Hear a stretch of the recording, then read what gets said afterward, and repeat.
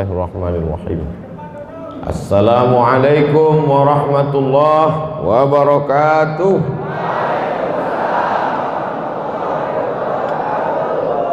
Bersyukur kepada Allah Subhanahu wa taala dengan mengucapkan alhamdulillahi rabbil alamin. Berselawat kepada Rasulullah dengan mengucapkan Allahumma salli ala sayyidina Muhammad wa ala alihi wa sahbihi wa barik wa sallim. Hadratul muhtaramin, para kiai, alim ulama, tuan-tuan guru, tokoh masyarakat, tidak dapat saya sebut satu persatu. Insyaallah kita semua dimuliakan Allah Subhanahu wa taala. Amin ya rabbal alamin. Yang pertama kali dibangun di atas muka bumi ini menurut Al-Qur'an, a'udzubillahi minasyaitonir rajim. Inna awwala baitin, yang pertama kali dibangun di atas muka bumi, awwala baitin wudi'a lin-nasi lalladzi bi Bakkah mubarakah. Itulah dia bangunan pertama di kota Bakkah, disebut juga sebagai Makkah, disebut juga sebagai Ummul Qura, Al-Masjidil Haram. Dalam ayat yang lain Allah katakan subhanalladzi asra bi 'abdihi lailan minal masjidil haram ilal masjidil aqsa. Bangunan yang kedua juga adalah masjid, itulah dia Al-Masjidil Aqsa.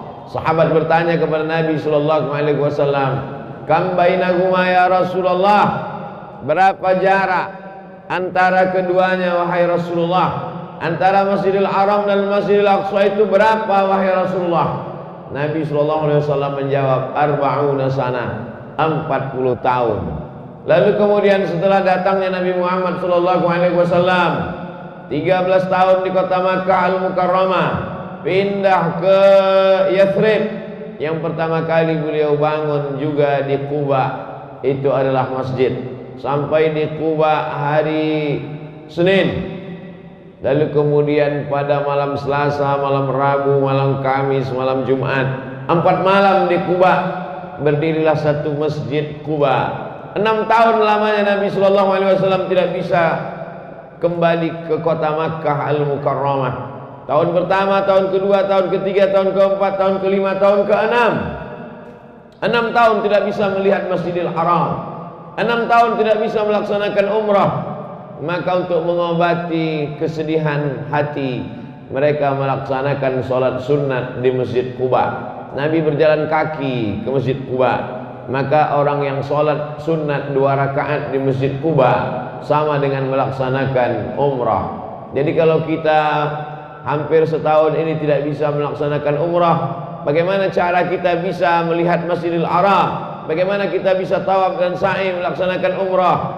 Lagi-lagi Allah Ta'ala memberikan alternatif dengan cara memakmurkan masjid. Man shallas subha fi jama'atin, siapa yang sholat subuh berjamaah, thumma qa'ada yadhkurullah, setelah itu dia tidak keluar masjid, dia duduk berzikir dengan Allah hatta tatlu'a syam, sampai terbit matahari. Thumma yusalli rak'ataini, salat sunat 2 rakaat, kanat lahu ka ajri hajjatin wa umrah, dapat pahala seperti haji dan umrah. Tamah, sempurna, sempurna, sempurna. Yang bisa mengobati hati kerinduan kepada Makkah hanyalah datang ke masjid, rumah Allah Subhanahu wa taala. Majtama'a qaumun fi baitin min buyutillah, sekelompok orang datang berkumpul di rumah Allah, yatsluna kitab Allah, membaca kitab suci Al-Qur'an, wa yatadarasunahu fima bainahum, mengkaji isinya. Nazalat alaihimus sakinah, turun ketenangan ke dalam hati mereka. Ghasyiyat bihimur rahmah, diliputi rahmat kasih sayang Allah Subhanahu wa taala. Haffat bihimul malaikah, mereka dikelilingi oleh para malaikat. Wa dzakarahumullahu fi man indah, mereka dibanggakan Allah Ta'ala kepada para malaikat.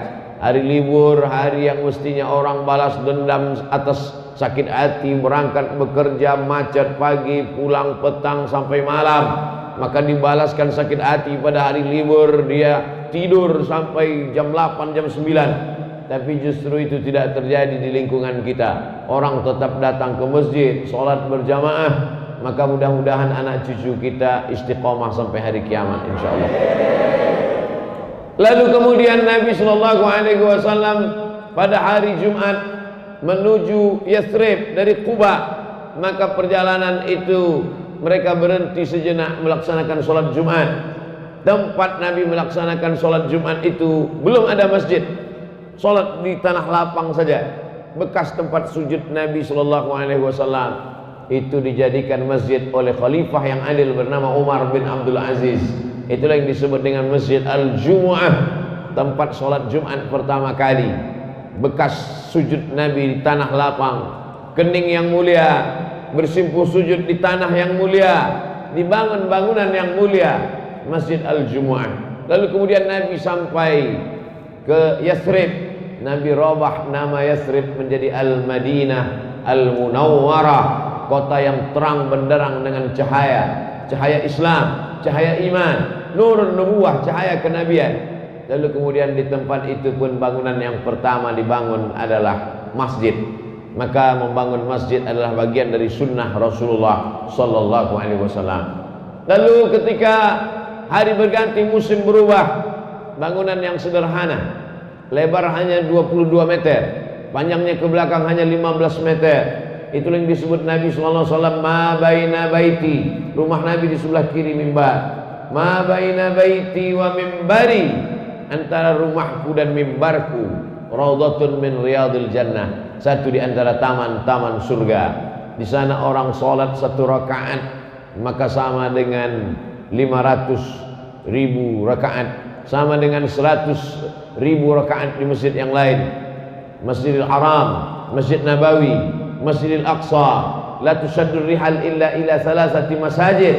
Tidak amat sangat dianjurkan untuk melaksanakan musafir, bepergian perjalanan panjang kecuali pada 3 masjid: Al-Masjidil Haram, Al-Masjidil Aqsa, Al-Masjidil Nabawi. Mudah-mudahan ketiga masjid ini salah satunya masih lagi dijajah oleh Israel. Mudah-mudahan dilepaskan Allah sebelum hari kiamat insyaallah dengan pertolongan Allah Subhanahu wa taala. Kalau sholat subuhnya sudah ramai seperti sholat Jumat, itu pertanda tak lama lagi Palestina akan merdeka dari jajahan Israel. Karena hanya orang yang sholat subuh, sholat yang paling berat bagi orang munafik adalah sholat subuh. Sholat yang paling berat, idza qamu ila sholati qamu kusala. Kalau mereka tegak melaksanakan sholat, tegaknya itu adalah tegaknya orang yang malas. Hatinya sebetulnya malas, hatinya sebetulnya berat, tapi karena ingin menunjukkan pada orang lain, ingin mempertontonkan kepada sahabat, kepada kawan, kepada tetangga, maka ditampakkannya dengan riya, yura'unan nas. Mereka mempertontonkan amalnya di hadapan Allah Subhanahu wa taala, memperlihatkan amalnya di hadapan manusia. Maka Allah selamatkan itu pada jamaah salat subuh, karena melawan kantuk itu berat. Makanya Allah katakan wa minal laili, dari sebagian malam fatahajjad, tahajjud, lawan kantukmu, lawan tidurmu, nafilatalak, sebagai amal tambahan bagimu. Amal pokok subuh, zuhur, asar, maghrib, isya, tapi ada amal tambahan pada suatu malam. Nabi SAW datang ke Masjidil Haram. Kenapa malam? Karena pada waktu siang, pada waktu pagi, telinganya diikat mereka, kepalanya dengan kain, mereka cekik lehernya. Lalu kemudian Allah Subhanahu wa taala melepaskan itu semua, sampai akhirnya Nabi Muhammad SAW punya kekuasaan di kota Al-Madinah Al-Munawwarah. Itulah beda Makkah dengan Madinah. Sama-sama ada Masjidil Haram, di Madinah ada Masjidil Aqsa, tapi pada saat di kota Makkah Al-Mukarramah, di sana Nabi tak ada kekuasaan. Nabi tidak punya kekuasaan. Nabi tidak bisa sholat berjamaah bersama sahabat, bersembunyi, iman disembunyikan. Sampai-sampai ketika Nabi lewat di salah satu rumah sahabat, saat itu mereka sedang disiksa satu keluarga. Nama suaminya Yasir, nama anaknya Ammar bin Yasir, nama istrinya Sumayyah, perempuan pertama yang mati syahid ditombak jantungnya oleh Abu Jahal. Nabi hanya dapat berkata, sabran ya ala Yasir, bersabarlah wahai keluarga Yasir, inna mau'idakumul jannah, kalian dijanjikan masuk surga. Berbeda dengan ketika Nabi berada di kota Al-Madinah Al-Munawwarah. Dia pemimpin, dia punya kekuasaan. Bahkan orang Yahudi pun di bawah kuasanya. Yahudi Bani Nadir, Yahudi Bani Quraidah, Yahudi Khaybar, Yahudi Qainuqa, berada di bawah kekuasaan Nabi Muhammad SAW. Maka kalau ingin masjid ramai, ingin masjid melimpah ruah, maka umat Islam mesti punya kekuasaan. Di Palestina masjid yang tempat Isra Mi'rajnya Nabi Muhammad SAW. Tentara Israel mengawasi, tentara-tentara polisi Israel mengintai, sehingga orang-orang tua saja yang dibenarkan sholat berjamaah. Anak-anak muda dikhawatirkan akan memicu keributan, akan mengadakan perlawanan, maka tidak boleh melaksanakan sholat berjamaah. Begitu pentingnya kekuasaan. Jadi kalau ada orang mengatakan yang penting masjid ramai, yang penting sholat berjamaah, kekuasaan tidak penting. Kekuasaan amat sangat penting. Kita bisa lihat dalam sejarah Nabi di kota Makkah Al-Mukarramah, bandingkan bagaimana kita berada di kota Al-Madinah Al-Munawwarah. Hari berganti, musim berubah. Meninggal Nabi SAW, naik Abu Bakar Siddiq 2 tahun menjadi khalifah. Meninggal Abu Bakar Siddiq, naik Sayyidina Umar 5 tahun menjadi khalifah. Meninggal Sayyidina Umar, naik Sayyidina Utsman ibn Affan. Utsman bin Affan mulai merenovasi Masjid Nabawi. Sebagian sahabat yakrahunahu, mereka tidak setuju karena ada bangunan-bangunan, tiangnya, dindingnya, atapnya itu adalah wakaf orang-orang pada generasi awal. Maka ketika diadakan renovasi Masjid Nabawi, mereka kurang bersetuju dengan itu. Lalu kemudian Utsman membacakan hadis Rasulullah SAW, man bana masjidan, siapa yang membangun masjid, banallahu mithlahu baitan fil jannah, dibangunkan Allah untuknya satu rumah di surga. Mendengar hadis itu terdiamlah para sahabat. Artinya apa? Di antara sahabat sendiri pun ada ikhtilaf, berbeda pendapat. Menurut Utsman masjid ini mesti direnovasi karena umat sudah banyak. Tapi menurut sebagian sahabat masjid tidak perlu direnovasi. Maka yang menyelesaikan konflik itu adalah kembali kepada sunnah Rasulullah SAW. Utsman membacakan hadis, man bana masjidan, siapa yang membangun masjid, banallahu mithlahu baitan fil jannah. Yang sudah membangun masjid, mewakafkan tanah, mewakafkan batang kurma untuk tiangnya, mewakafkan lantainya, maka dia sudah membangun satu tempat dalam surga. Kalau ada orang merenovasi, maka itu tidak merubah kedudukannya di hadapan Allah Subhanahu wa taala. Selesai masalah khilaf kalau ada hadis Nabi SAW. Maka kalau ada di masjid kita ikhtilaf, berbeda pendapat, itu sesuatu yang lumrah biasa. Sahabat Nabi aja ada ikhtilaf, apalagi sahabat Uwas. Fa in tanaza'tum fi syai'in, kalau kamu ada perbedaan pendapat dalam satu masalah, farudduhu ilallah, kembalikan kepada Allah, lihat Al-Quran. Wa ilar Rasul, kembalikan kepada Rasulullah, lihat hadis sunnah Nabi Muhammad SAW. Tidak ada dalam Quran, tidak ada dalam hadis, kemana kita bisa kembali? Al-ulama warasatul anbiya. Lihatlah pendapat para ulama, karena ulama adalah pewaris para nabi. Taraktu fikum amraini, kutinggalkan pada kamu 2 perkara. Intamasaktum bihima, kalau kamu pegang yang 2 ini, lan tadillu abadan, kamu tidak akan sesat untuk selamanya. Kitab Allah Al-Quran wa sunnati, dan sunnah Rasulullah SAW. Dalam hadis riwayat Muslim, kitab Allah Al-Quran, wa itrati ahla baiti, dan keluarga aku. Siapa itu keluarga Nabi? Alhamdulillah, kota Jakarta, DKI adalah di antara tempat yang dipilih oleh keluarga-keluarga Rasulullah SAW. Al-Haddad, Al-Jifri, Al-Shihab bin Shihab bin Yahya bin Syekh Abi Bakar, Al-Idrus, As-Sagaf. Ini adalah marga-marga zuriat Rasulullah SAW yang sampai ke pulau ini, yang sampai ke negeri ini. Mereka dicintai. Orang yang dicintai itu disebut dengan Al-Habib. Al-Habib artinya adalah orang yang dicintai. Berasal dari kata hub, cinta. Cinta kita kepada kakeknya, cinta kita kepada Sayyidina Al-Hasan wal Husain, maka cinta juga kita kepada keturunannya. Cinta itulah yang menghantarkan kita kepada surga Allah Subhanahu wa taala. Makanya dalam hadis itu dikatakan 2, berpegang teguh kalian kepada Al-Quran, berpegang teguh kepada sunnah. Tapi sunnah itu adalah hadis yang tertulis di kertas. Dia tidak bisa menjelaskan dirinya. Hadis dalam Sahih Bukhari, hadis dalam Sahih Muslim, hadis dalam Sunan Ibni Majah, hadis dalam Sunan Nasa'i, hadis dalam Musnad Ibni Abi Shaybah, Musannaf Ibni Abi Shaybah, hadis dalam Musnad Ahmad bin Ambar, hadis dalam Muwatta' Malik. Dia tidak bisa menjelaskan dirinya. Dia hanyalah tulisan-tulisan di kertas mati. Lalu bagaimana dengan sunnah yang hidup, yang bergerak, yang berjalan? Sunnah yang berjalan itu adalah ada dalam keluarga Nabi Muhammad SAW. Litamassukihim bisunnah. Kenapa disebut ikuti keluargaku?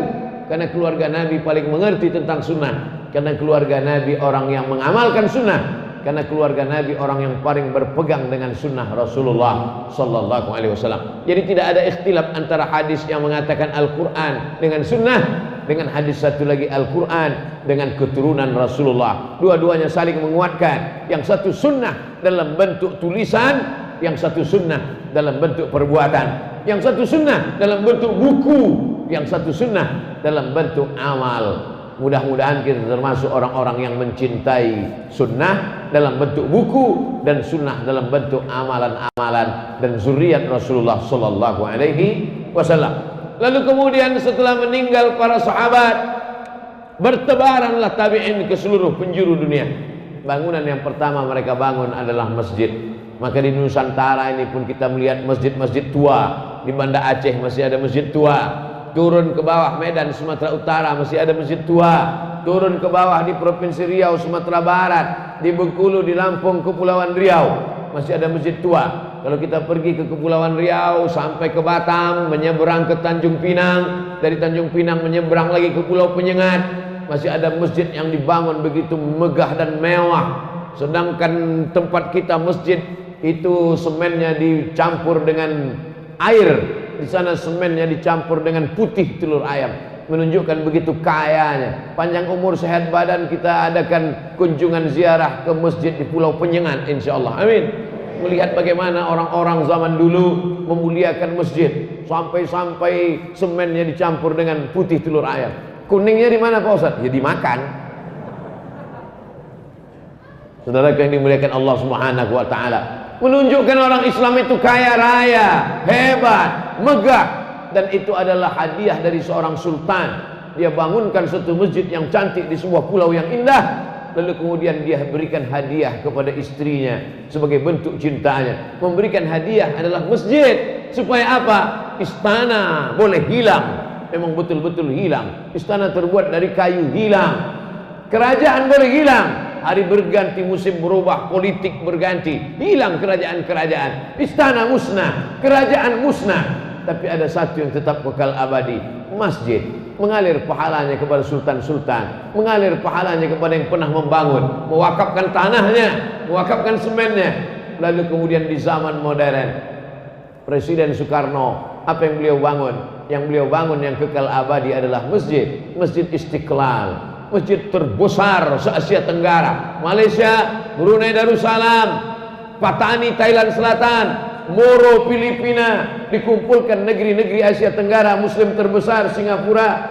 Tapi masjid yang paling terbesar adalah Masjid Istiqlal. Betul, hari berganti, musim berubah, orde lama tumbang, naik orde baru pun tumbang. Masuk reformasi, tapi ada yang tidak tumbang. Masjid yang dibangun oleh orde lama, Masjid Istiqlal, masjid yang dibangun oleh masjid orde baru, Masjid At-Tin, dan Masjid Muslim Pancasila dengan ciri khas kubahnya. Seluruh negeri dibangun, rezim berubah, kekuasaan tumbang, presiden meninggal, tapi ada satu yang tetap tegak abadi.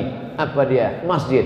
Maka kalau mau kekal abadi, jangan kekalkan dengan kekuasaan, tapi kekalkan dengan membangun masjid. Maka berlomba-lomba membangun masjid. Salah satu masjid yang masih tetap tegak kekal abadi hari ini adalah masjid yang kita tempati hari ini, yang kita laksanakan sholat berjamaah. Enak aja Ustaz sholat kita sholat berjamaah. Ustaz sendiri nggak ikut. Saya sholat berjamaah juga. Sholat berjamaah. Masjid ini dibangun pada tahun 1998. Diresmikan tahun 2018, selama 20 tahun dengan jumlah lupa saya berapa miliar, tapi yang jelas, oh masya Allah, ada jamaah di atas. Kubahnya, keramiknya, kipas anginnya, televisinya, kaligrafinya megah, tak ada kurang satu apapun masjid ini. Kipasnya tak terlalu kuat, tapi anginnya dingin sekali. Luar biasa masjid ini. Nah, ini masjid ini semua orang yang berkontribusi dari mulai mewakafkan tanahnya, memberikan keramiknya, saking berlebihnya ini batu marmer tak tahu lagi di mana mau dipasang, ditempel ke dinding. Baik. Masjid-masjid lain ini menunjukkan masyarakat sekelilingnya ini masyarakat yang kaya raya. Dari takbirnya kuat sedikit. Allahu Akbar. Gitu dia. Kalau takbirnya slow kata setan, ini serius apa enggak kata setan? Masya Allah, tabarakallah. Jadi sebenarnya masyarakat mau menyampaikan pesan ke anak cucu mereka. Nanti generasi kedua, generasi ketiga, setelah 4 tahun, 50, 60 tahun, cucu-cucu mereka akan berkata, ternyata nenek moyang kami, kakek buyut mbah kami adalah orang-orang kaya. Maka mereka pun semangat mencari rezeki. Tapi mencari rezeki itu orientasinya bukan dunia. Kita tidak selesai. Rumah baru, mobil baru, sepatu baru, baju baru, udah selesai dengan kita. Kita adalah orang-orang yang zuhud. Orang zuhud itu apa? Orang zuhud itu adalah ada uangnya, ada hartanya, tapi tidak dia pakai untuk memperturutkan hawa nafsunya. Duitnya banyak, tapi dia tidak sibuk outfit dengan sepatu baru, baju baru, jaket kulit nyamuk. Kalau ada orang pakai jaket kulit buaya itu biasa, jaket kulit ular sawah itu biasa. Nyamuk dikumpul, bisa jaket kulit nyamuk harga 300 juta hanya untuk mempertontonkan di hadapan orang. Ini loh, saya punya sesuatu yang kamu tidak punya. Itu orang yang memperturutkan hawa nafsu. Sedangkan orang yang zuhud adalah ada uangnya, ada duitnya, tapi tidak dia pakai untuk itu. Justru dia pakaikan untuk membangun masjid. Itulah orang yang zuhud.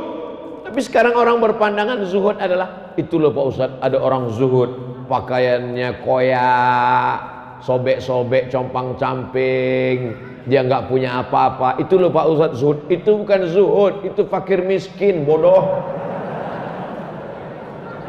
Orang zuhud itu adalah orang yang punya uang, punya duit. Dia bisa bangun rumah megah, tapi tidak dia bangun. Lalu yang dia bangun apa? Dia buat rumahnya sederhana, mobilnya biasa-biasa saja, pakaiannya biasa-biasa saja, tapi yang dia pakai adalah membangun masjid. Itulah orang yang zuhud. Dokter-dokter spesialis zuhud, pengacara-pengacara zuhud, polisi-polisi zuhud, tentara-tentara zuhud.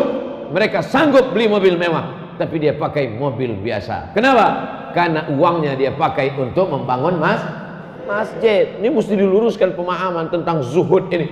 Ini ada orang penanya sampai 10 juta harganya. Ustadz Somad, ini pena saya ini 10 juta nih Ustadz. Yang nanya siapa? Sekali tegak berdiri, outfit 100 juta. Mulai sepatu 30 juta, celana 20 juta, kemeja 5 juta, kopi 5 juta, semuanya utang. Kredit semua. Setiap dengar suara sepeda motor di depan rumah, pucat ketakutan. Siapa? Debit kolektor. Mau menagih hutang. Makan tak selera, tidur tak lelap. Bukan itu keindahan hidup. Keindahan hidup adalah hidup biasa-biasa saja, hidup dengan cara yang sederhana, normal-normal. Inilah orang disebut orang cerdas, smart. Al-Kayyis bahasa Arabnya. Siapa nama anaknya? Kayyis. Apa arti Kayyis? Entah. Kayyis artinya orang yang cerdas. Siapa itu orang yang cerdas? Bukan orang yang IQ-nya 200, bukan orang IP-nya 4, bukan profesor doktor, bukan itu cerdas. Orang yang cerdas itu siapa? Mandana nafsahu, menekan hawa nafsunya. Nafsu makannya dia tekan, nafsu keinginan beli mobilnya dia tekan, nafsu ingin punya cincin emasnya dia tekan. Wa amila lima ba'dal maut, yang dia pentingkan adalah beramal untuk setelah matinya. Dibeli cincin, dibeli gelang, dibeli subang, dibeli anting, dibeli mobil dari emas. Kalau kau mati tinggal, tapi kalau kau bangunkan ke masjid, inilah yang akan kekal abadi sampai hari kiamat insyaallah. Amin. Jadi masyarakat di sekitar masjid ini adalah masyarakat yang cerdas. Kenapa? Karena uangnya dia pakai untuk bangun masjid. Dia meninggal dunia tanpa saya sebutkan untuk almarhum almarhumah fulan fulanah binti fulan fulan, tanpa saya sebutkan, mengalir pahalanya untuk mereka. Semua yang sholat di masjid ini, semua yang baca Quran, semua yang baca maulid, semua yang bersolawat, semua yang beristighfar, semua yang beriktikaf di sini, pahalanya mengalir kepada semua yang mereka meninggal yang sudah mewakafkan untuk masjid ini. Sekarang kalau mau sedekah untuk masjid ini, mau sedekah apa lagi? Semuanya sudah cukup, semuanya sudah mantap. Mau sedekah mikrofon, sebanyak-banyak mikrofon, 1, 2, ada yang mau dipasang. Saya tidak mau pasang mikrofon yang di telinga tadi, nanti saya merasa seperti sedang jadi DJ.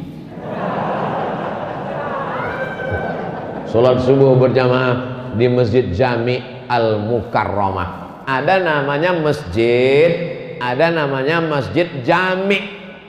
Apa beda masjid dengan Masjid Jami? Masjid nggak ada sholat Jumatnya, sholatnya cuma subuh, zuhur, asar, maghrib, isya. Kalau ada sholat Jumatnya namanya Masjid Jami. Di Yaman begitu, di Mesir pun begitu, cuma 2 aja masjid dekat rumah kami, kecil, nggak ada sholat Jumatnya, namanya masjid. Kalau ada sholat Jumatnya Masjid Jami. Masjid ini ada sholat Jumatnya? Mimbarnya mana? Masya Allah, ini sangka tiang, ini mimbar. Aslinya dalam fikih itu cuma 2, masjid yang ada sholatnya tapi nggak ada Jumat, masjid yang ada sholat Jumatnya, Masjid Jami. Sampai ke Indonesia jadi 7, Masjid Agung, Masjid Raya, Masjid Besar, Masjid Jami, Masjid Islamic Center, surau, langgar, musola. Orang Jawa dilanggar nggak mati. Di Jawa banyak langgar, kalau di Sumatera banyak surau. Makanya ada novel judulnya Runtuhnya Surau Kami. Surau itu adalah nama, local wisdom, orang kita memberi nama. Tapi semua itu adalah masjid. Makanya kalau ada dekat rumah langgar, sampai Arab Lungonang di mas, Arab Lungonang langgar, jangan sampai dilanggar. Usolli sunatan tahiyatal langgar 3 rakaat lillahi ta'ala. Tetap sholatnya tahiyatal masjid. Enaklah kamu sudah sedekah bangun masjid, pahalanya mengalir. Saya cuman bangun langgar nggak ngalir juga. Tapi langgar nggak ada disebut dalam hadis, terjemahannya itu namanya langgar. Jadi jangan benturkan antara budaya. Budaya ini juga adalah bagian dari budaya umat Islam di Indonesia. Nanti kalau ada orang bertanya, Ustaz Somad, ada langgar di zaman Nabi? Enggak ada. Langgar dan surau itu bid'ah, wa kullu bid'atin dhalalah, wa kullu dhalalatin finnar. Namanya saja. Cara memanggil orang pun begitu. Dipanggil orang, hayya 'alas shalah.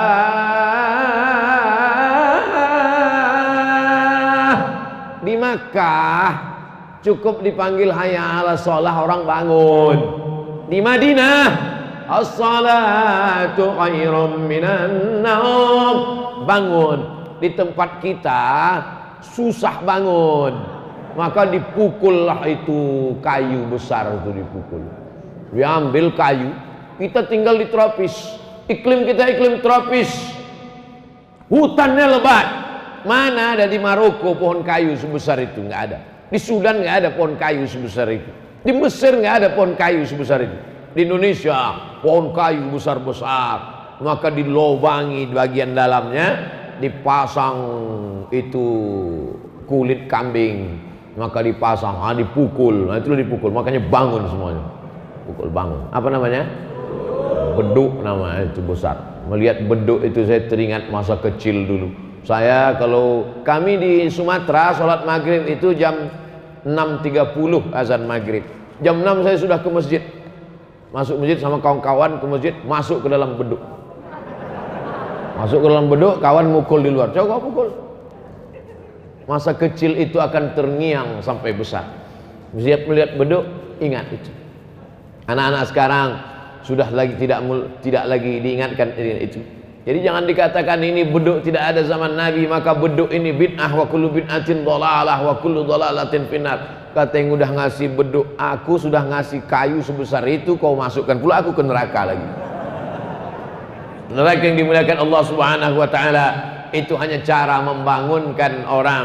Maka dipukullah dia, terbangunlah. Dan setiap daerah itu ada punya tradisi masing-masing. Ternyata satu kali pukul, saya tidak hafal itu, pukul begini itu manggil untuk sholat, pukul begini itu manggil untuk rapat, pukul gini itu manggil untuk makan bersama, pukul begini itu tanda ada orang nikah. Ada tahu-tahu datang orang dari kampung lain salah pukul, sangkanya makan, pas datang mana makanannya? Kok nggak ada. Jadi itu adalah tradisi kebudayaan lokal, kemudian masuk ke dalam masjid. Jadi kalau beduk itu dikatakan tidak ada zaman Nabi, maka sesungguhnya kubah pun juga tidak ada zaman Nabi. Ini beduk ini tambah-tambahan, maka kubah pun juga tambah-tambahan. Karena zaman Nabi Muhammad SAW tidak ada kubah. Kubah itu adalah tradisi arsitektur bangunan Bizantium. Ada seorang kaisar namanya Kaisar Bizanti. Dia membuat kota, nama kota itu menjadi Bizantium. Setelah itu ada lagi kaisar namanya Konstantin. Dirobahnya kota itu menjadi nama Konstantinopel. Kotanya sama, tapi berbeda kaisar. Begitu raja-raja zaman dulu. Kalau dia mau buat satu kota, dibuatnya atas nama dia. Andai saya nih kaisar, raja, saya buat nama kota itu kota Somadium. Nama dia Bizanti. Dibuatnya kota, dirobahnya kota itu bernama Bizantium. Ciri khas bangunan Bizantium ada tiang melengkung. Jadi selamanya ada tiang-tiang, dibuat tiang melengkung dengan batu-batu yang disusun. Batu itu dipotong, bagian bawahnya kecil, bagian atasnya besar, lalu disusun melengkung sehingga batu itu tidak jatuh ke tengah. Bisa lihat, jangan lihat sekarang, nanti lihat di Google arsitektur ciri khas Bizantium, bangunan tiang melengkung. Maka dibuatlah tiang melengkung. Itu baru ada ketika Islam sampai ke negeri-negeri jajahan Bizantium. Sebelum itu di kota Makkah tidak ada kubah. Waktu itu atap Masjid Nabawi itu hanyalah pelepah korma yang disusun-susun datar saja. Lalu kemudian dari mana itu datang menara? Menara diambil dari kata nar. Nar artinya api. Menara, tempat api di atas, tempat api di tepi laut Mediterania. Ketika orang naik kapal, dia tidak tahu mana tepian. Di tengah malam, maka dipasanglah api di tepi pantai. Di atasnya ada api menyala. Orang Arab menyebutnya manarah, orang kita menyebutnya mercusuar. Maka ketika Islam sampai, pasukan Islam dari kota Al-Madinah Al-Munawwarah menyeberang Laut Merah sampai ke sebuah kota yang didirikan oleh Kaisar Alexander the Great. Kota itu bernama Alexandria. Alexandria adalah kota 200 km dari Kairo. Di sana ada sebuah mercusuar. Mereka buang apinya. Dibuang apinya, naiklah muazzin ke atas. Dia azan dari atas, Allahu Akbar, Allahu Akbar. Suara lebih kuat karena lebih tinggi. Itulah asal muasal ma'zanah, tempat azan. Bilal tidak pernah azan di atas menara, karena zaman Nabi tak ada menara. Bilal azan di atas satah, di atas atap rumah orang di kota Al-Madinah Al-Munawwarah. Jadi bangunan-bangunan ini adalah tambahan setelah Nabi Muhammad SAW meninggal. Kubah bukan diajarkan Nabi, menara bukan dibuat Nabi. Tapi sekarang kalau sudah masjid, seolah-olah menara dengan kubah adalah rukun masjid. Ini menunjukkan Islam boleh mengambil arsitektur bangunan. Maka kita lihat di Bandung ada masjid dengan arsitektur saudara kita dari Tionghoa, Masjid Cheng Ho. Ada di Semarang. Lalu kemudian di Makassar saya pernah ceramah di masjid Cina. Ini boleh mengambil. Ini kenapa? Karena Islam tidak mengharamkan bangunan arsitektur selama tidak mengambil akidahnya, selama tidak mengambil keyakinannya. Yang diambil hanya bangunannya. Yang selama bagus-bagus tidak salah. Apa bagusnya kubah? Maka dengan arsitektur melengkung kubah, di tengah tidak ada tiang. Apa bagusnya menara? Dengan adanya menara, maka muazzin lebih leluasa, suaranya lebih sampai ke telinga jamaah. Zaman dulu muazzin itu naik ke atas. Zaman sekarang muazzinnya di bawah, suaranya yang ke atas. Yang menyampaikan suara ke atas siapa? Kabel. Ada cukup ke kabel. Allahu Akbar. Ada juga suara walaupun kecil. Allahu Akbar, Allahu Akbar. Sampai suara. Setelah itu imam pun meletakkan mikrofon ke bajunya. Setelah itu imam pun sholat. Allahu Akbar. Setelah itu salam. Assalamualaikum warahmatullahi. Muncul masalah baru. Apa masalahnya? Ternyata kabel imam sampai ke atas menara. Di atas menaranya banyak tai burung. Pak Ustadz, boleh nanya? Boleh. Apa hukumnya imam sholat, kabel yang nyangkut di bajunya ada tai burung sampai ke atas? Memunculkan masalah fikih baru. Gimana pertanyaannya Pak Ustadz? Apa jawabannya? Orang saya yang nanya, masa saya yang jawab? Sudah dibahas dalam pembahasan para ulama. Saya hanya ingin menceritakan bahwa ketika kita belajar peradaban Islam, maka Islam tidak mengharamkan sesuatu yang tidak ada pada zaman Nabi Muhammad sallallahu alaihi wasallam. Jadi jangan membuat suatu masalah baru. Masjidnya sudah bagus, masjidnya sudah cantik, kita tinggal menikmati meramaikannya saja. Maka kita tinggal memakmurkan masjid. Siapa yang memakmurkan masjid ini? Innama ya'muru masajidallah. Orang yang memakmurkan masjid ini man amana billah, beriman kepada Allah, wal yaumil akhir, percaya bahwa dunia ini akan kiamat, wa aqamas shalah, dia menegakkan salat, wa ataz zakah, dia bersedekah, berzakat, berinfak, berwakaf, wa lam yakhsha illallah, dan dia tidak takut kepada yang lain, takutnya hanya kepada Allah. Kita doakan anak cucu kita memakmurkan masjid sampai hari kiamat. Makanya doa Nabi Ibrahim alaihissalam, Rabbi ja'alni muqimas salah, jadikan aku orang yang menegakkan salat, wa min dzurriyyati, sampai anak cucu keturunanku orang yang menegakkan salat.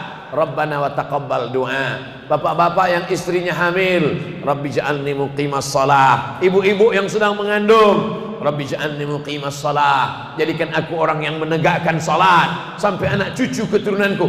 Tak ada gunanya. Anak kamu berapa? 3. Yang pertama pejabat, yang kedua orang kaya, yang ketiga bisnismen. Tiga-tiganya tak sholat, neraka jahanam tempatnya, menjadi keraknya api neraka. Masalakakum fi saqar, mengapa kalian tidak, mengapa kalian masuk ke dalam neraka sakar? Neraka itu pun ada nama-namanya. Ada neraka jahanam, ada neraka sakar. Masalakakum fi saqar, mengapa kalian masuk neraka sakar? Penghuni neraka sakar menjawab, lam naku minal musallin, kami tidak sholat. Makanya kalau ada tetangga, kawan, sahabat, teman satu grup WhatsApp, berikan kabar kepada mereka, kau yang tak sholat nggak apa-apa, masih banyak seat kosong di sakor.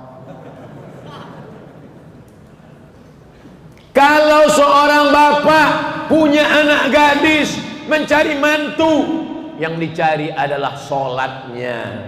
Idza ja'akum man tardawna dinahu, kalau kau lihat anak muda itu bagus agamanya, rajin dia sholat, wa khuluquhu, baik akhlaknya, fazawwijuhu, nikahkanlah dia.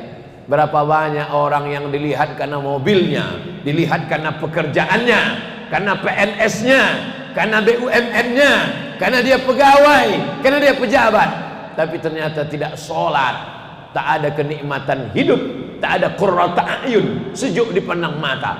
Tapi berapa banyak orang yang biasa-biasa saja, tapi karena dia sholat, dunia kau kejar, akhirat belum tentu kau dapat. Tapi kalau akhirat yang kau cari, maka dunia akan bersimpuh di bawah tapak kaki. Ini pelajaran buat kita bersama. Masjid yang sudah besar, yang sudah cantik, yang sudah indah, ini bukan dibangun dengan bim salabim abrakadabra, ini bukan dibangun dengan kertas, ini bukan dibangun dengan daun, ini dibangun dengan jerih payah, keringat, tetes air mata dan darah.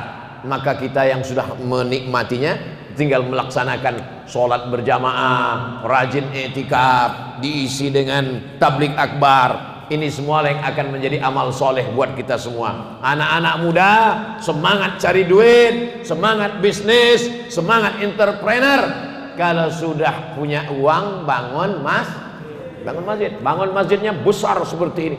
Bangun masjidnya 2 lantai seperti ini, supaya tidak campur aduk laki-laki dengan perempuan. Bangun masjidnya cantik seperti ini. Supaya apa? Supaya kita bangga menunjuk. Mana masjid kalian? Tuh masjid kami.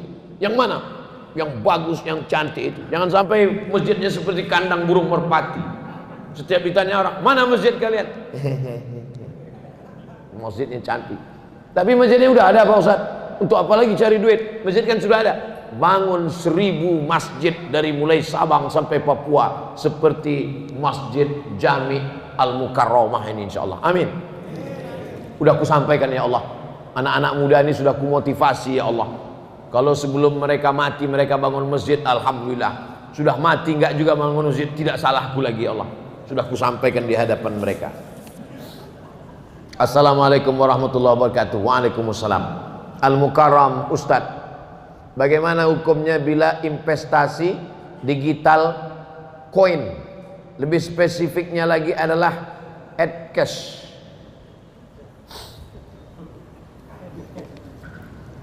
Dulu awal-awalnya jual belinya, bapak punya padi, saya punya ikan. Ikannya ditukar dengan padi. Kamu mau ikan ini tukar dengan padi? Mau.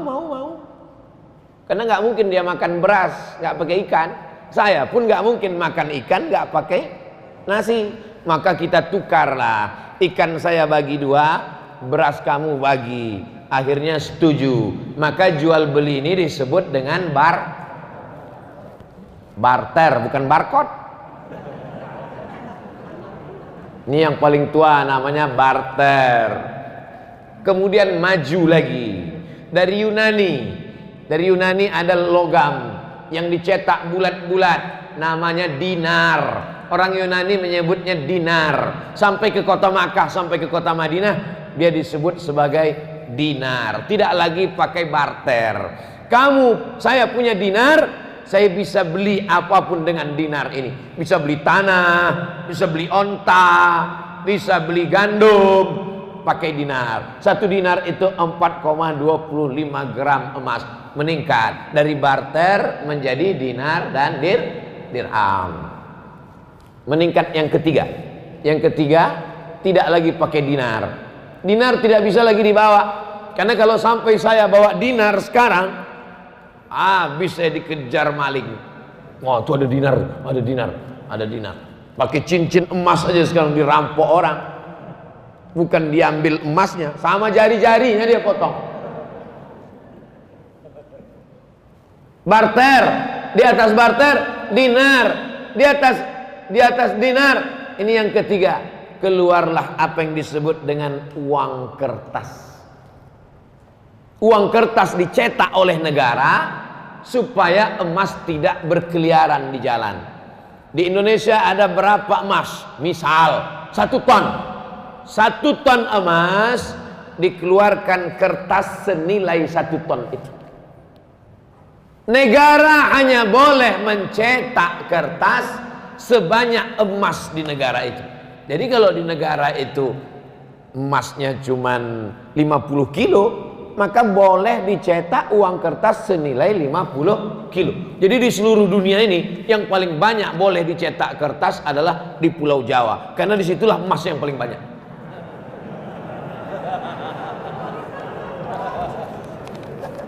Lalu kemudian Amerika mencetak kertas lebih banyak dari emas yang ada di negaranya. Ini yang pertama kali melanggar di dunia ini, Amerika. Dia cetak kertas, ternyata nilai emasnya tidak sebanyak itu. Di Amerika itu emas tidak terlalu banyak.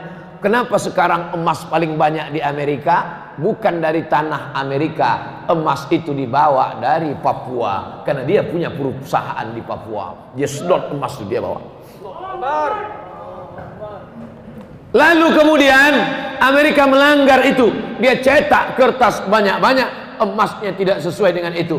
Tapi karena dia punya kekuasaan, dia menguasai dunia, akhirnya boleh negara mencetak uang kertas walaupun tidak senilai dengan emas yang ada di situ. Sudah 3. Barter, dirham, dinar, kertas. Sekarang puncaknya yang keempat. Ini yang disebut dengan duit digital. Digital money. Produknya banyak, macam-macam. Sama dengan uang kertas. Namanya uang kertas, tapi ada rial, ada ringgit, ada rupiah. Nah, sekarang yang keempat ini digital money, money crypto. Jadi macam-macam dia. Duitnya nggak ada. Kalau kertas tadi masih ada kertasnya. Ini kertas. Ini kertas. Yang ini digital money. Uangnya tuh di alam gaib. Nggak ada. Tapi dia punya. Adanya cuma di handphone, cuma di laptop. Disimpan di suatu tempat. Maka kesepakatan pertemuan ulama di Universitas Darussalam Gontor Ponorogo, ketemulah di situ pakar-pakar ekonomi Islam. Kesepakatannya 2. Yang pertama, sebagai alat tukar bisa. Sebagai alat tukar. Misalnya saya mau jual mobil saya. Datang jamaah dari Masjid Jami Al-Mukarramah. Ustaz Somad, ya, saya mau beli mobil Ustaz. Mana uangnya? Uangnya di alam gaib Ustaz. Saya pakai uang digital sebagai alat tukar. Kalau saya mau, boleh. Saya terima uang digital kamu, ini kirim ke sini, saya simpan di akun ini, boleh sebagai alat tukar. Tapi sebagai alat investasi sebaiknya tidak. Kenapa sebaiknya tidak? Karena nilainya tidak stabil. Uang kertas saja pun nilainya tidak stabil. Uang kertas mengalami resesi. Uang kertas mengalami apa yang disebut dengan nilainya tak sama, jatuh. Harga kambing zaman Nabi dengan zaman sekarang pakai uang dinar sama. Karena emas itu stabil. Makanya orang sekarang berbondong-bondong menyimpan emas. Emas tetap naik. Emas dulu 1 gram 500.000. Sekarang emas sudah 1 juta. Nanti berganti zaman, berganti. Sedangkan uang, makanya kalau ada orang pinjam uang, saya pinjam uang kamu 100.000 tahun 2020, dibayar tahun 2030 dengan 100.000, mau apa enggak? Saya enggak mau. Karena dalam 10 tahun itu terjadi inflasi, nilai uang itu jatuh. Tapi kalau emas tidak jatuh, emas stabil. Nah, jadi ada satu usaha mau mengembalikan umat Islam ini kembali pakai emas, pakai mata uang emas. Kalau Eropa bisa pakai satu mata uang euro, umat Islam juga bisa pakai mata uang emas, dinar. Bisa atau tidak bisa? Bisa. Tapi umat yang paling bisa disatukan ini umat Islam. Tuhannya berapa? 1. Qul huwallahu ahad. Nabinya berapa? 1. Asyhadu anna Muhammadan Rasulullah. Kiblatnya berapa? 1. Orang Islam sholat arahnya di dunia ini cuma 1. Tapi yang paling sulit disatukan umat Islam. Subuh aja udah kelai. Satu pakai kunut, satu enggak kunut. Satu pakai usolli, satu enggak. Yang satu telunjuknya gini, yang satu gini-gini. Betul? Nah, makanya kita jaga persatuan. Masalah sepele-sepele ini jangan sampai merusak persatuan. Kesimpulannya, money crypto, uang digital sebagai alat tukar oke. Tapi sebagai investasi, beberapa pemain money crypto kehilangan uang. Bapak Ibu ikut tak berita si fulan artis terkenal kehilangan uang digital karena kehilangan karena sebagai alat investasi. Nah ini paham? Anggukkan aja kepala. Andai kata kita mau mengkurbankan anak angkat, mau dipotong, binnya kita pakai bin ayah angkat atau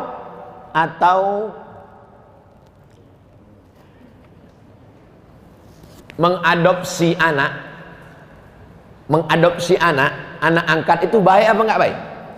Baik. Dulu ada nama program Orde Baru namanya GNOTA, Gerakan Nasional Orang Tua Asuh.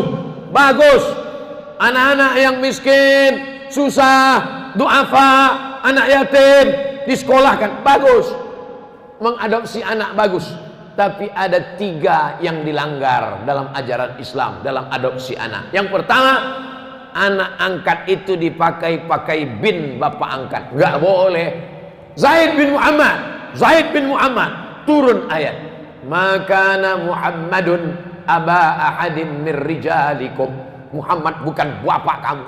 Nggak boleh panggil Zaid bin Muhammad. Nabi Muhammad punya anak namanya Zaid, dipanggil Zaid bin Muhammad. Turun ayat melarang, jangan panggil dia Zaid bin Muhammad, panggil dia ud'uhum li abaihim, panggil bapak kandungnya Zaid bin Harisah. Jadi jangan pakaikan akte nama kamu.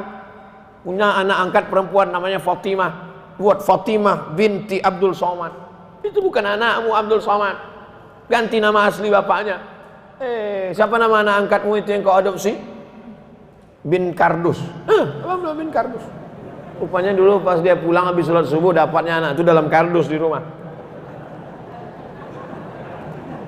Kalau tahu nama bapaknya kasih nama bapak. Kalau nggak tahu, bin Abdillah, anak hamba Allah. Hamba Allah. Jangan sampai nama bapak. Yang kedua, yang menyebabkan rusaknya anak angkat adalah si bapak angkat dengan anak angkat perempuan, si ibu angkat dengan anak angkat laki-laki yang tidak mahram, berdua-duaan. Istrinya pergi, suaminya pergi, dia sama-sama di rumah nonton TV, pakai daster, tidak pakai jilbab, lengannya pendek. Ketika ditanya, itu kan anak angkatmu? Sudah seperti anak saya. Itu kan anak angkatmu? Sudah seperti berapa banyak anak angkat nikah dengan bapak angkat. Berawal dari macam anak saya, macam adik saya, berakhir dengan macam-macam. Waspadalah, terutama ibu-ibu, waspadalah bu. Yang ketiga, yang menyebabkan rusaknya anak angkat, si bapak angkat menuliskan surat wasiat. Dia menikah, nggak punya anak, dia ambil anak angkat, dia tulis surat wasiat. Semua hartaku kuserahkan pada anak angkatku. Adapun saudara-saudara kandungku itu, sendal jepitku pun tak kukasih untuk dia. Tak boleh. Kalau saya tidak punya anak, maka saya meninggal, harta warisan saya akan diwarisi oleh saudara kandung. Ini banyak orang saudara kandungnya dia benci, tidak dikasih harta warisan, dihabiskan semua oleh anak angkat. Celaka 12. Surat-surat tanah, surat mobil diambil semua oleh anak angkat, habis. Kalau sayang sama anak angkat bisa dikasih 2. Pertama hibah, yang kedua wasiat. Apa beda hibah dengan wasiat? Hibah dikasih ketika masih hidup. Itu ruko yang di sana untukmu, ambil. Tapi kalau wasiat, itu ruko yang di sana untukmu, tunggu aku mati. Itu namanya wasiat. Makanya kalau dapat wasiat jangan senang dulu. Banyak orang yang udah mau mati pas ngasih wasiat, nggak mati-mati.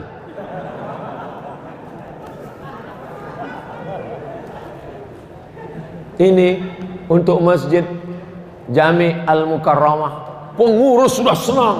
Alhamdulillah dapat rukun 3. Dia udah sakaratul maut. Begitu, gimana kabarnya? Sehat, kemarin udah pulang. Nggak jadi. Bagaimana cara kita menunjukkan cinta kepada ulama jika kita sebagai PNS ASN? Kamu kan punya atasan. Tunjukkan cintamu dalam, jangan diperlihatkan. Ini update status. Udah tahu PNS ASN, update status di video. Takbir, kita tangkap.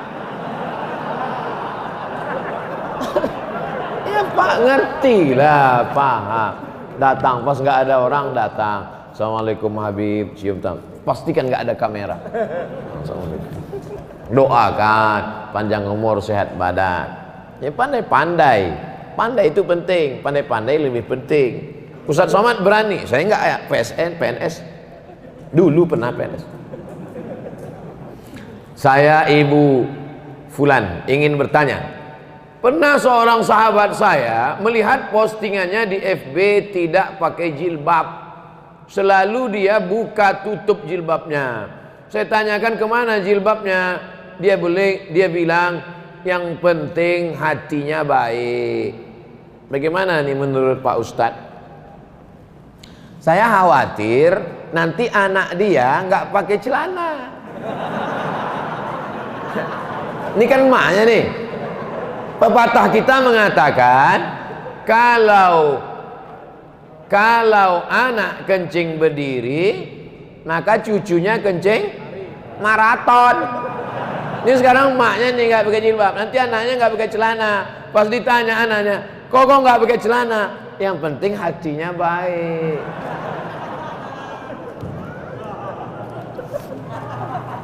Saya tanya, apakah Sayyidatuna Aisyah itu hatinya nggak baik? Istri Nabi itu Aisyah, istrinya baik, hatinya baik apa nggak baik? Baik. Dia pakai hijab nggak? Pakai.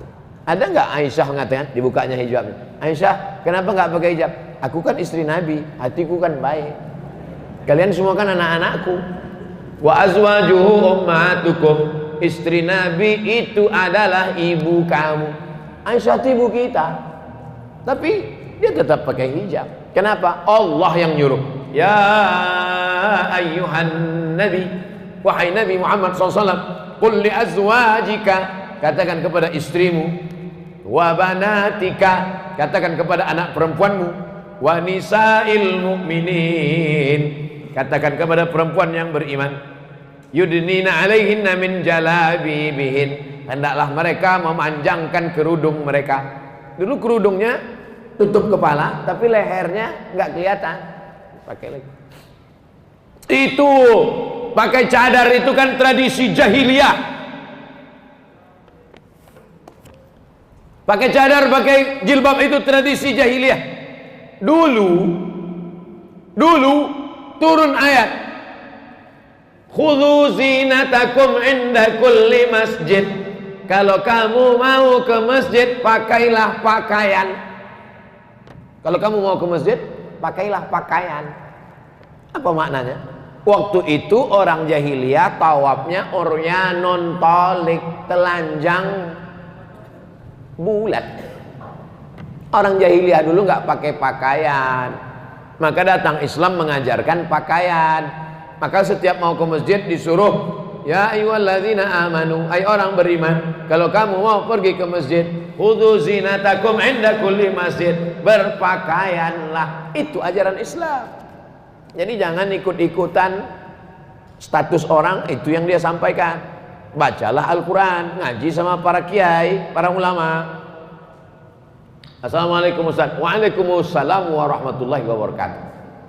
Bagaimana cara menyikapi para penghina Rasul dan para zuriat Nabi?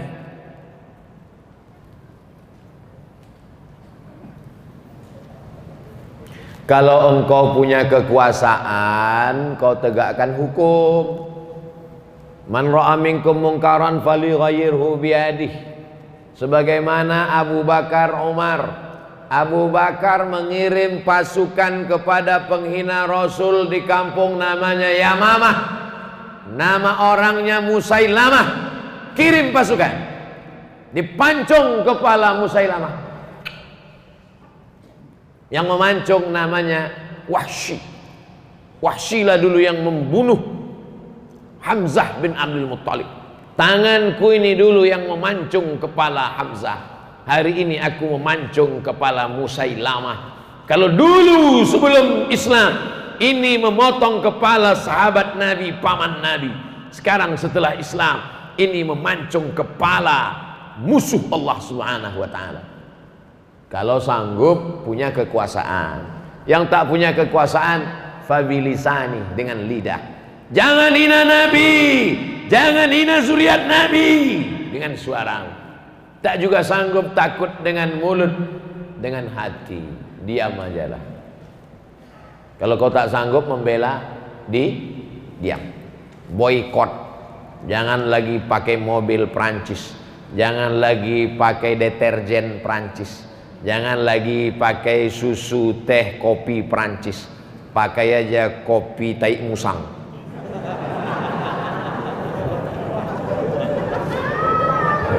produk Indonesia.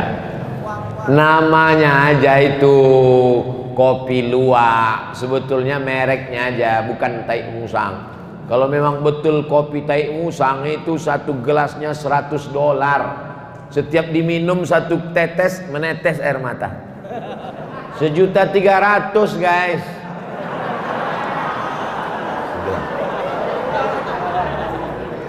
Jadi apa, ketika Denmark dulu membuat karikatur Nabi, Denmark dulu yang pertama, waktu itu Syekh Muhammad Said Ramadan Al-Buti masih hidup. Coba ketik di YouTube Syekh Muhammad Said Ramadan Al-Buti, orang Suriah, ceramahnya lembut. Syekh Muhammad Said Ramadan Al-Buti kalau ceramah lembut. Assalamualaikum warahmatullahi wabarakatuh, lembut. Tapi begitu dia cerita tentang penghina Nabi di Denmark, hadzal fa'rul qadar, kata dia, ini adalah tikus-tikus yang kotor, najis. Jangan kalian biarkan produk-produk Denmark berada di rumah kalian, di WC kalian, di kamar mandi kalian. Illa Rasulullah, semua tidak apa-apa kecuali Rasulullah. Jangan sampai kalian hina Nabi Muhammad sallallahu alaihi wasallam. Ulama jangan sampai dihina. Kalau agamamu dihinakan, ulamamu dihinakan, dan kau diam, maka gantilah bajumu dengan kain kapan. Kata Haji Abdul Malik Karim Amrullah Buya Hamka, bukan kata saya ngutip-ngutip pendapat mereka aja. Saya kalau ceramah itu nggak pernah menurut saya, menurut ulama, menurut Habib, menurut Kiai, supaya nanti kalau disalahkan Allah di akhirat, ini katamu Abdul Somad. Enggak.